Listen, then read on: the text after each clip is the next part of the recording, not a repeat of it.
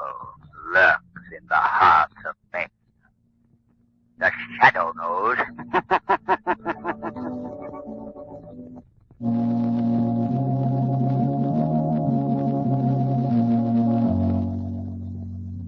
The Shadow, the mysterious character who furthers the forces of law and order, is in reality Lamont Cranston, wealthy young man about town. The Shadow uses his hypnotic power to cloud men's minds so that they cannot see him.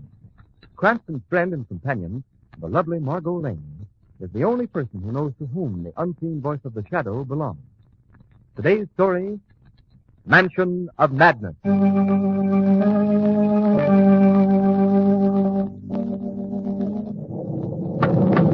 Hello in there. Hello? Is anybody home? Oh, you didn't expect there would be, did you, Lamont? We didn't think we saw a light as we came up the road, Margot. Oh, try again. What in the world is a medieval castle doing in this country, Lamont? Oh, you know how castles get around. Well, I guess it's useless, Margot. No one seems to... Well, at last. Come on, Margot. Oh. Well, how do you do? You will please come this way. Thank you. Come on, Margot. Come on. You see what I hope I don't see? Quiet, Margot. I hope you'll pardon our intruding on you here. We stalled down the road. You will please be seated. Thank you. As I started to say, we were stalled down the road. I will strike a light. Thank you. Our car was... Now I will call the master. Thank you. Margot, would you be interested in hearing how we were stalled down You will please be seated. Nice, pleasant little man, wasn't he? Did you see his face? I saw half of it. It's all he has. One side is as flat as a coin. No eye, no ear. Yes, I saw it plainly enough, Lamont. Look at this room. There's old hollow flambeau on the wall. Everything seems so musty, old. Oh, Lamont, let's get out of here, can we? I don't like this. Careful, Margot. Come on. Miss Margot. Good evening. My man tells me you've had trouble with your car. Yes, we stuck in the mud up the road a bit. I know this is an awfully late hour. Oh, no apologies, please. It isn't often that visitors come to Belhausen, even by accident. Permit me to introduce myself. I am Caldas Madisol, uncle of Millicent Canterford, present mistress of Belhausen Castle. On her behalf and on my own, I welcome you. Thank you. Montessor, Miss Margot Lane. Charms, Miss Lane. How do you do? Mr. Cranston, Mr. Montessor. How do you do, sir? Delighted, Mr. Cranston. I ask in what way I can serve you? I'd like very much to use your telephone. I want to call a garage. Telephone? We have no such thing here. No telephone? Nothing new has been put into this castle since it was built in 1640, nearly 300 years ago. 300 years ago? That's correct. Belhausen was built by Sir Orson Welles in the early 16th century. Would you step over here a moment, please? Yes. Come on, now.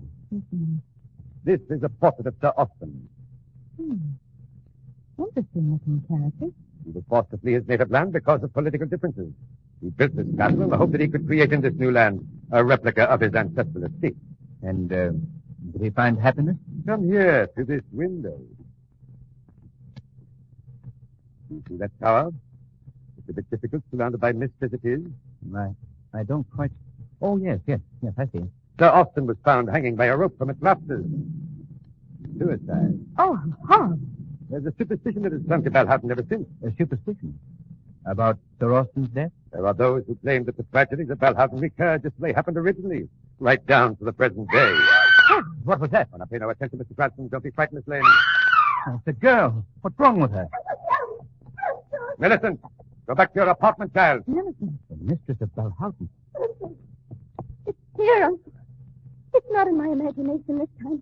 It started in her dressing room. It moved across the east balcony and down the service stairs. No, there's not been a cat in Belhausen since your mother passed on. Only that one, Uncle. That one. Now, Millicent, have you ever seen a cat here? No. But I hear it, Uncle. Wailing just as it did when I found poor Mother. Oh, now come, my dear. You're frightening our guests. Miss Lane, Mr. Cranston, permit me to present Miss Millicent Canterford. Canterford. My dear, we're intruding horribly. Well, I hope you won't think me ill, Bill. Oh, not at all, Miss Millicent. Miss Lane and Mr. Cranston have had a bit of an accident. They came here for help. An accident. Oh, my dear, you're not hurt. Nothing serious, Miss Millicent. Our car is stuck in the mud. We were unable to go any further. Then by all means, you must take care of me. It's very kind of you, Miss Millicent, but I think we'll push on to the nearest village. I'm afraid that's not feasible. The nearest house is 10 miles away, well beyond the moor. 10 miles? You couldn't tell us in this storm. I see only one way out. You must permit us to offer the hospitality of Dalhousie. Why, that's very kind of you, but I think... You're most welcome. I'll have my man prepare rooms for you. And it's very late, Millicent. You must be off to bed. Yes, Mr. Kelly. I'm not afraid now that I know there are others in the castle. Good night, Mr. Good night, Mr. Cranston. Good night, Miss Millicent. Good night. I believe I owe you both an explanation. You see, the child had a frightful shock several years ago. Shock? Yes. Her mother was paralyzed during the latter years of her life. And being quite eccentric, she lived here alone, unattended. Millicent was at school in Europe. For many months, Millicent received no answer to her letters. So she came back to Valhausen and found her mother's skeleton in this room. Oh. Seated in a wheelchair, her only companion beside her, a cat. Well, that explains the cat thing. Oh, it explains many things, Mr. Cranston. The voices she hears, the departed chances were to, in her distorted imagination, return to Valhausen. Oh, the poor girl. Oh, I'm sure this all must be very trying to you both. I'll hurry Cebu along with your rooms. Make yourselves comfortable. I'll be back directly. Yes, thank you. Oh, well, Margot, not a pretty situation, is it? Definitely not. What can we do? I'm not sure, Margot, but I'd like to stay. In fact, I must stay. Wow. Well, Margot, it seems that many invisibles walk the halls of Valhausen. Tonight, there will be one other. The Shadow.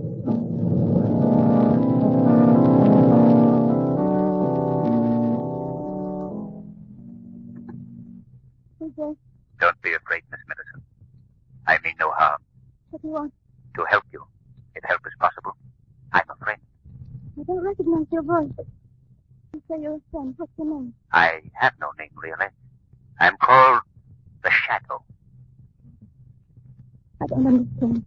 Are you one of the visions? No, not one of the visions. Please let me explain. I'm a living, breathing mortal just like you. But I possess a hypnotic power through which I can create a mental mist that makes me invisible. Then you're not one of them. Them? The fantasy. You're not so not old Barton. There's nothing supernatural about me, Miss Millicent. These chancellersford you speak of, they're dead? Oh, yes, but they come back. They come back to Dalhousen with every change of the moon. With every change of the moon? Have you seen them? I've seen old Barton. Just as he was the night his Hindu servant threw the knife at his cousin killed him. A Hindu servant, did you say? Why? Oh, nothing. Tell me about old Barton. Who was he? He was my grandfather. The last mayor in Chancellersford Line. You say he was killed? Yes. It happened on the main station. Old Barton had just come from a hunt on the moors with his hound. Now, tell me exactly what it is you've seen. It's murder. Just as it happened 18 years ago.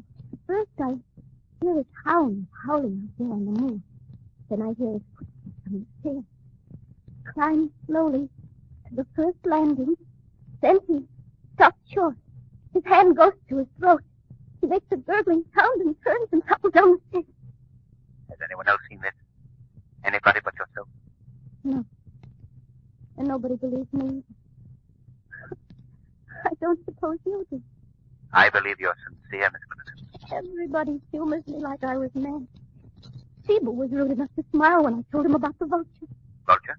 Oh, of course. You don't know about that. It perches in the tree just outside that window. It comes when old Barton does. Nothing I do will drive him away. It just sits there. Its hollow eyes staring at me, emitting horrible sounds. You're positive you see all this, Miss Millicent? I mean, there could be no mistake. There, you see, you doubt me also. You said you wanted to help me. How do you think you can? I don't know. I'd hoped there might be a way, but frankly, I'm bewildered. I just don't know.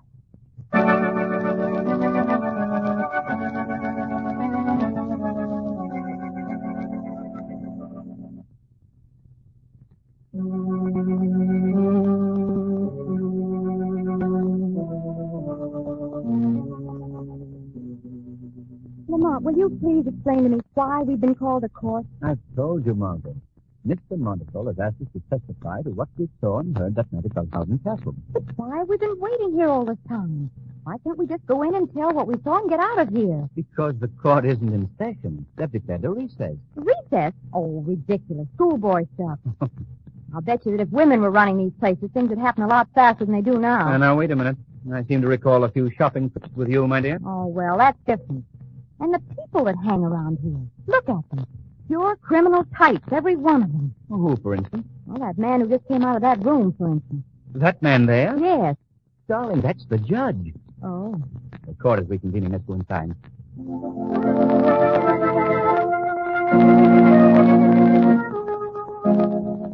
You have heard the testimony of Margot Lane and Lamont Cranston, two unimpeachable witnesses. Lamont, this is horrible. We've been summoned to this courtroom to help send that poor girl to an institution. We couldn't help ourselves, Margot. We had to tell what we saw and heard at Belhausen that night. Oh, poor Millicent. She looks so alone and It deserted. is quite obvious the defendant, Millicent Chandleford, is of unsound mind. Evidence proves that beyond a question of doubt. My client, Aldous Montesol, has exercised extreme patience in caring for this unfortunate girl. Now he feels that for her own good, she should be placed in an institution where she can receive proper professional attention. That's not so. That's an infernal lie. Millicent's as respectable as anyone in this courtroom. Quiet in the court. Oh, Robert, my darling. Silence. Young man, what is the meaning of this outburst? I'm sorry, Your Honor, but I just couldn't sit here and listen to all these lies any longer. If the court please. Just a moment, Counselor. Young man, come up here. Yes. Now, what is your connection with the defendant in this Chandleford? She's the girl I love. She's the girl I hope to marry. Until her uncle, Mr. Montesol, shut her away from me. Your Honor, this boy is simply a disgruntled, rejected suitor. I demand Rejected by whom? By Millicent? All right, I'll show you how much of a rejected suitor I am. Millicent, tell him you love me. I do, Robert. I love you with all my heart. There. So you see, Judge? Your Honor, I object to this display. Judge, let me take Millicent away. Let me marry her and give her the protection and affection she deserves. Young man, I wish the problem before the court could be settled that easily. If it pleases the court, I would like to proceed with argument on a motion to put this girl in an institution. It pleases the court to recess for 10 minutes. Perhaps we can resume in a more sedate atmosphere. Everyone will stand up as the judge reads the courtroom. Margot, I have an idea. And I think it can be executed by the shadow.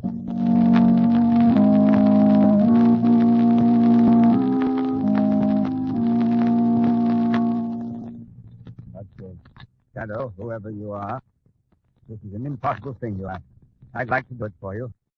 Lord knows you've done enough for law and order. But I've got to hand down a decision. Sign the girl's commitment papers today. Give me 2 days' time, Your Honor. Just 2 days postponement. But I just can't grant postponement on nothing. Your Honor, you've got to give me some time to accomplish my job. Well, Please, Your Honor. tell you what I'll do. Yes? I'm probably a sentimental old fool, but I'll give you 24 hours. If you're not back with something definite in that time, I'll have to commit the girl. 24 hours. That's all. Perhaps it will be sufficient. There's a change in the moon tonight. Change in the moon. What in blazes has that to do with the case? Maybe nothing, Your Honor. Maybe everything.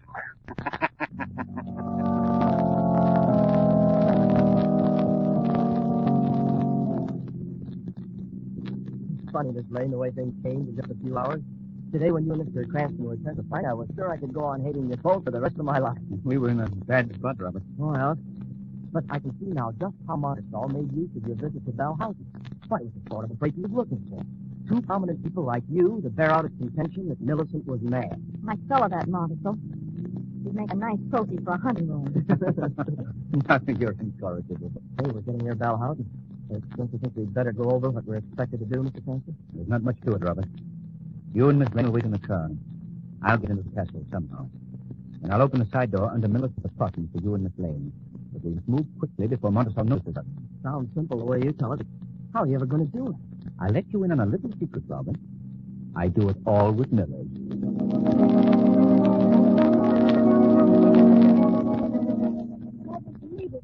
However did you manage to get in here without Uncle Calder's catching you? Now, don't give me the credit, Millicent. Mr. Cranston did it. I don't know how, but he turned the trick. Well, Mr. Cranston, the important thing is you and Miss Lane are here. And you've got my darling. So it comes. Oh, Darling, I don't know what we're going to do, but... Listen. yes. It's here. It's starting again. Now, don't be frightened, darling. You won't face it alone tonight. There's a change in the moon. We'll all be here. An old Boston is coming across the moors with his hound. Yeah, he's right here in the castle. Oh, yeah. It's your mother's cousin. Don't you stop him, Mrs. Cranston. Look. What is it, Robert? There in the tree outside the window. It's the vulture. Vulture? He's right close to the window. He's almost within reach. Robert, let me have that letter opener. There on the desk. All right, I'll get it. What are you going to do, Lamont? I'm going to try my hand at the gentle art of knife throwing. Here you are, Mr. Cranston. That's all to do. Drop and head. Yes, fine, Robert. All right. There. Step back, Margot. Come over here, Millicent. All right, Mr. Cranston, let her go. Oh, a bullseye. You stuck it right in his breast. Yes. Silly tip and fork. Interesting. Very interesting. I could have told you. You can't get rid of him. There's nothing you can do. You always wait for old Barton. Close the window, Robert. Cut him out. No, wait. I hear something out on the moor. Now, you hear that? The hound. They're moving across the moor. Old Barton's with him. He'll be here in a minute. They're coming this way. Oh, Robert. It's all right, darling. It's all right. I don't see how anyone could live in a place like this and still hold on to their sanity. Others have reasoned that way, Margot. You mean Marshall, I suppose. I don't exclude him. Yes? I think I heard somebody moving about downstairs. Yes? Margot, put out that lambeau. I'm going out in the hall. I don't want the light to stream through. All right. Here you are. Now, quiet while I open the door. Oh, wait a minute, Mr. Cranston. I'm going to... All right, Robert. Open up. Be careful, Robert. Easy, boy. Step through, Robert. Right. Now, close it. Follow me. Robert. Yes? Drop down behind this balustrade. You can see the stairs from behind. Mr. Cranston. Yes? Look coming around that corner. That's our man. Now watch it. Old Barton. Maybe. Can you see his face? No. Keep hides it. Near the lane. Be ready to run, Robert. But what are we going to do? Head him off before he can get to that big flagstone at the bottom of the stairs. Listen, look, he stopped on the lane. Ready now?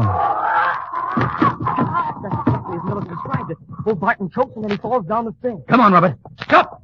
Stay where you are! Stop, I say! Look out, Mr. Cranston. Grab it. I got him! No use, mister. We're on to your hook. Out of the way, Robert. No, you don't. There. You've got enough, Mr. Gosher. Oh, no, eh? You got him, Cranston. You nailed him right in the butt. Robert. No, it's all right. Don't worry. That was quick work. Who is he, Lamont? I don't know, Margot. We'll see. Strike a match, Robert. I'll turn him over. Sure. Boy, you should have seen that sock Mr. Cranston gave. All right, now, we'll see who the... The half-faced man. Evil. Robert, Yes, Mr. Cranston? take Millicent to her apartment. Margot, you come with me. All right, Millicent, let's go. Come on, Margot. Oh, what's next? I want to look at that vulture. Tree's right outside this door. All right, Margot. After you. Thank you. There. There's our charming feathered friend. Still perched and still imperturbable. And still possessed of that confounded voice. Margot, take a look at this. What is it? A wire? Yes. And if I'm not mistaken, it... Well, let's give it a yank and see what... My, what a long tail he has. Long copper and properly insulated. Hold on just a minute now. There we are, Margot. With the vulture's in it. Heart, soul, and mind are all encased in this little device. It's like a radio loudspeaker. That's exactly what it is. I had no idea vultures were such deceitful creatures. Margot, you take the car, drive to the village, and phone the police. Don't let them know who you are. But tell them to get out here right away. What are you going to do? I'm going to follow this wire. It'll probably lead to one of those abandoned guardhouses at the end of the moor. Tell the police to watch for a flashlight signal. And rush to the location and hold anybody they may find there. The shadow is going to find the human vulture at the other end of this line.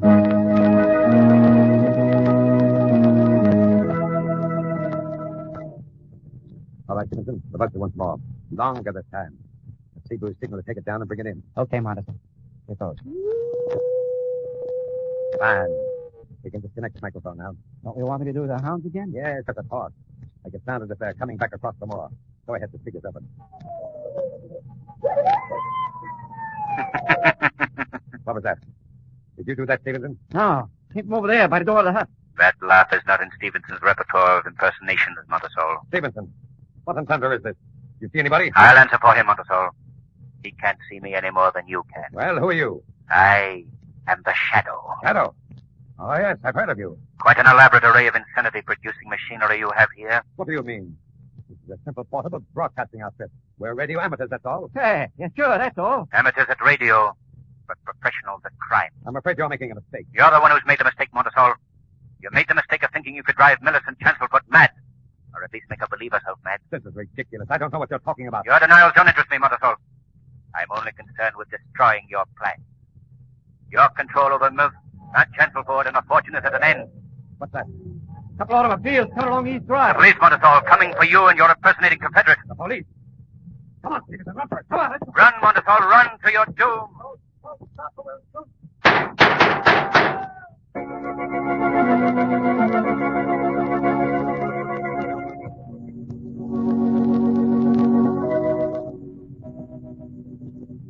Yeah. The old castle looks a lot different than it did the first time we came here, eh, Margot? So glad those kids are getting married. She looks very lovely in that wedding gown, doesn't she? Say, are you listening to me? Yes. Yes, I was just thinking. What about? What would happen if you were ever married? Now, Margot. Oh, don't be alarmed, Lamont. This is pure supposition. I was just thinking of you walking up the aisle just as Robert is now. Yeah? Ready to take the sacred vows that would endure for the rest of your life. Yes, Margot. And all of a sudden, somebody would shoot the best man, the minister would fall down poisoned, and the bridesmaid would be stabbed, and you'd be off again on another case that would bust up the whole darn thing.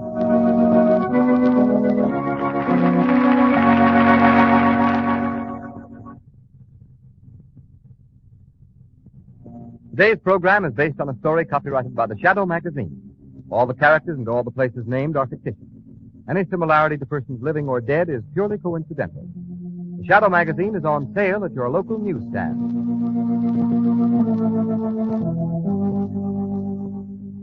The weed of crime bears bitter fruit. Crime does not pay. The Shadow knows.